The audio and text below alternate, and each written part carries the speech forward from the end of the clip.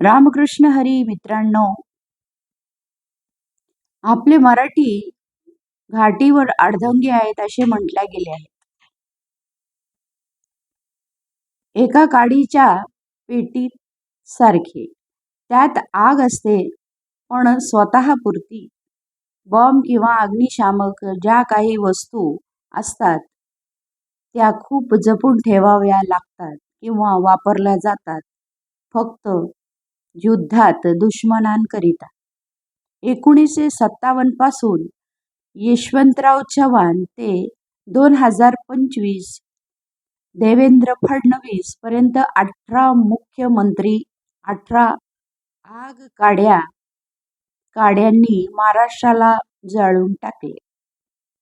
मराठी माणूस झुलसतोय, ओरडतोय, पण ही लोक बाहेरून आलेल्या लोकांबरोबर मराठी माणसांची मजा घेत आहेत.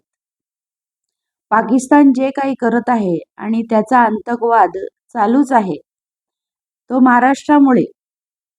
मुंबई हल्ला प्रकरण एक कारण आहे. कारण महाराष्ट्राने सिंधींना घरात आणून ठेवले आहे. देशासाठी ही खतऱ्याची घंटी नेहमी वाजत राहील.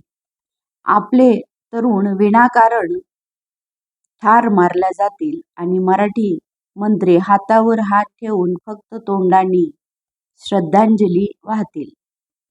याला छोटे कारण म्हणू नये, समजूही नये. पाकिस्तान सारख्या तुच्छ देशासाठी आम्ही का म्हणून जोखीम घ्यावी? पाकिस्तानचे राहणारे सिंधी लोकांना बाहेर काढले पाहिजेत. आजवर 4 युद्ध झाले आहेत. छोट मोठे घातक हमले चालूच आहेत. महाराष्ट्र आपले सैनिक फुकट घालवत आहे. जोपर्यंत सिंधी लोक महाराष्ट्रात किंवा देशात राहतील, पाकिस्तानचा आतंक नेहमी विनाकारण देशावर राहील. व्यर्थ या लोकांसाठी आपले लोक मारले जातील. सिंधी लोकांना बाहेर काढा आणि सुख समाधानाने राहा. धन्यवाद.